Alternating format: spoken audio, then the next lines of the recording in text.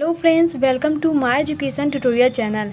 आज हम class 9 NCERT निर्देशांक ज्यामिति के बारे में डिस्कस करेंगे, जो कि हम यहाँ पे एक टॉपिक लिए हैं कार्तीय पद्धति। अब देखिए, हम यहाँ पे सबसे पहले आपको बता दें कि मूल बिंदु ओरिजिन क्या होता है। उस बिंदु को जहाँ से दूरियाँ अंकित की जाती हैं उसे मूल बिंदु कहा जाता है। अगर हम यहाँ पे एक रेखा लें, एक लाइन लें और उस पर हम अंक प्रदर्शित कर दें, जैसे यहाँ पे हम प्रदर्शित किए हैं 1 2 3 और इधर -1 2 3 है, तो अगर हम आपसे कहें कि जो दूरी हम मापते हैं वो हमेशा 0 से स्टार्ट होते हैं। जो यहाँ पे 0 है वही आपका मूल बिंदु हो गया। अगर हमारी कोई रेखा 1 2 3 होती है, अगर इससे हम इसमें पूछे कि मूल बिंदु आपका क्या है, तो मूल बिंदु मतलब आपका बीच वाला पद्धति लेते हैं। यहाँ पे हम 0 मानते हैं तो हम यहाँ पे 0 से लेते हैं। ऐसे ही यहाँ पे जो दिखाया गया है, यहाँ पे 2 होगा, ये 3 होगा। यहाँ पे जैसे जो दिखाया गया है, अगर -1 लेना है तो हम 0 से ही ज्ञात करेंगे और इधर जाएंगे, तो ये वैल्यू हमारी क्या शो कर रही है, 0। ये हमारी एक मूल बिंदु है जिसे हम ओरिजिन कहते हैं। अब देखिए, यहाँ पे हम आपको चतुर्थांश के बारे में बताते हैं। उसके पहले आपको जानना ये ज़रूरी है कि यक्ष वाई तल ये सब क्या होती हैं। तो देखिए, कोई अगर रेखा हम ऐसे खींचते हैं, अगर ये क्षैतिज है, इसे हम क्या कहते हैं, क्षैतिज। और इसका नाम हम दे देते हैं कि ये यक्ष है और ये यक्ष डैश है।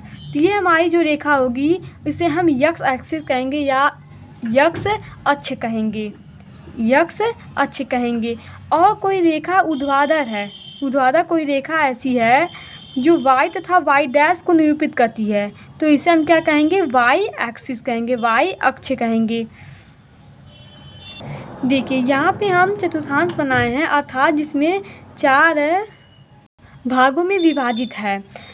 वह 2 तल जिसे हम 4 भागों में विभाजित कर सकते हैं, वही हमारा चतुर्थांश होता है। अब देखिए, यहाँ पे जो हम ओयक्स है, ओयक्स ये जो रेखा है ये हमें धनात्मक दिखाती है। ये क्या है, धनात्मक। और यहाँ पे जो हमारा ओयक्स डैश है ये हमारी क्या शो करती है, ऋणात्मक। ऐसे ही जो ओ वाई है ये हमारी धनात्मक दिखाती है, तथा ओ वाई डैश जो नीचे की तरफ है ये हमारी ऋणात्मक प्रदर्शित करती है। इन्हें हम फर्स्ट क्वाड्रेंट, ये जो यहाँ पे वैल्यू होगी इसे हम फर्स्ट क्वाड्रेंट कहेंगे, फर्स्ट चतुर्थांश। और ये सेकंड चतुर्थांश, ये थर्ड चतुर्थांश, ये फोर्थ चतुर्थांश, मतलब 4 क्वाड्रेंट। अगर हम आपसे पूछे कि कार्तीय तल क्या होता है, तो कार्तीय तल वो होता है जिसमें दोनों अक्ष और चारों चतुर्थांश सम्मिलित होती हैं। अगर आप ये डायग्राम देखेंगे तो इसमें क्या है, दोनों अक्ष है, अक्ष मतलब यक्ष अक्ष और वाई अक्ष है। तो ये रेखा जो है वो यक्ष अक्ष है तथा ये वाई अक्ष है, और चारों चतुर्थांश हमारे स्थित हैं, अर्थात इन्हें हम 4 भागों में विभाजित किए हैं। यही हमारा कार्तीय तल होता है। इसी को हम निर्देशांक तल भी कहते हैं, कोऑर्डिनेट प्लेन। और अक्ष को निर्देशांक अक्ष कहा जाता है। अब देखिए, यहाँ पे जो हम बिंदु लेंगे वो धनात्मक होगा या ऋणात्मक, क्योंकि हमारी ये तल में धनात्मक और ऋणात्मक दोनों स्थित हैं।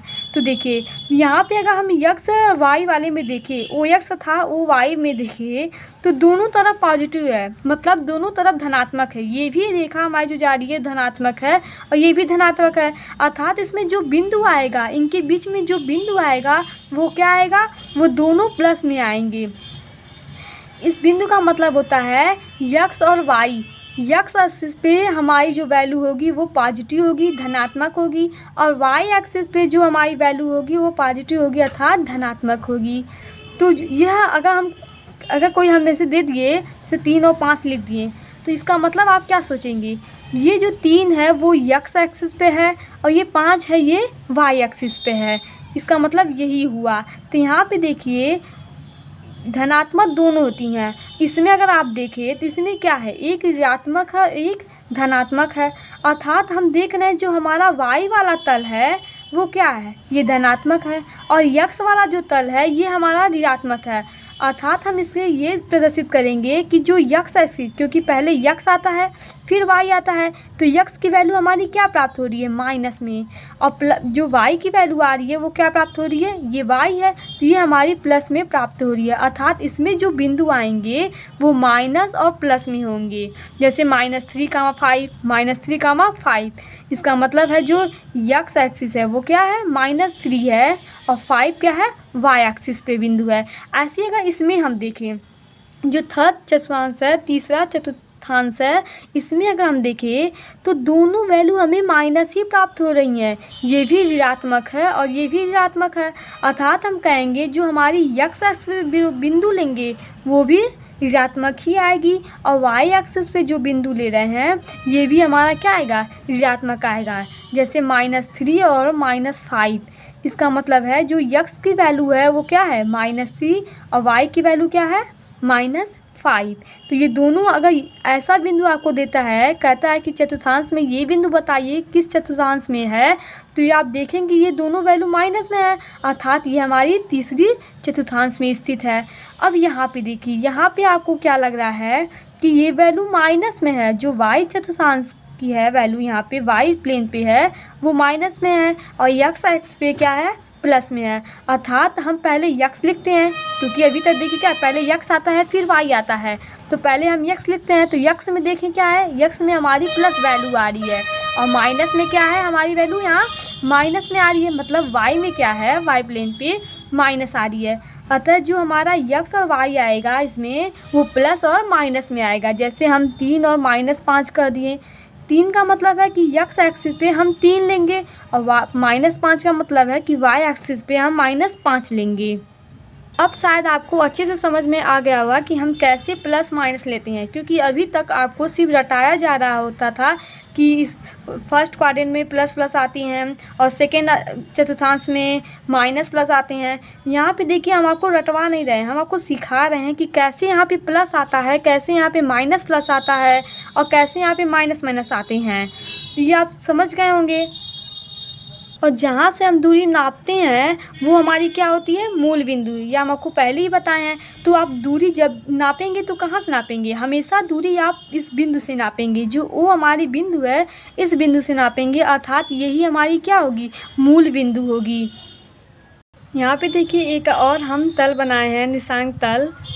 इस फिगर में आपको ये बताएंगे कि कैसे हम किसी तल में बिंदु ज्ञात करते हैं। जैसे कि हम बोल दें कि -4 बताइए बिंदु कहाँ होगा, तो आप देखेंगे इस तल में आपको ये नहीं पता बताया जा रहा है कि ये यक्स एक्सिस पे है कि वाई एक्सिस पे लिया जा रहा है, मतलब ये यक्स डैश तल पे लिया जा रहा है कि वाई डैश पे तल पे। आपको अगर ये नहीं पता है तो आप कहेंगे कि ये -4 दोनों जगह आ सकता है, क्योंकि इधर बढ़ेंगे तो भी -4 आएगी आपकी बिंदु, और इधर जाएंगे तो भी वैल्यू -4 आएगी। लेकिन अगर आपको बिंदु ये दिया जाए -4 और 3, तब आप सोचेंगे कि बिंदु कहाँ आएगी। देखिए सबसे पहले हम आपको ये बताते हैं कि कैसे हम ये बिंदु प्राप्त करते हैं। अगर हम आपसे पूछे कि जो बिंदु P है इसकी स्थिति ज्ञात कीजिए, मतलब इस तल में स्थित तो है बिंदु P, लेकिन कहाँ स्थित है आप हमें ये बताइए।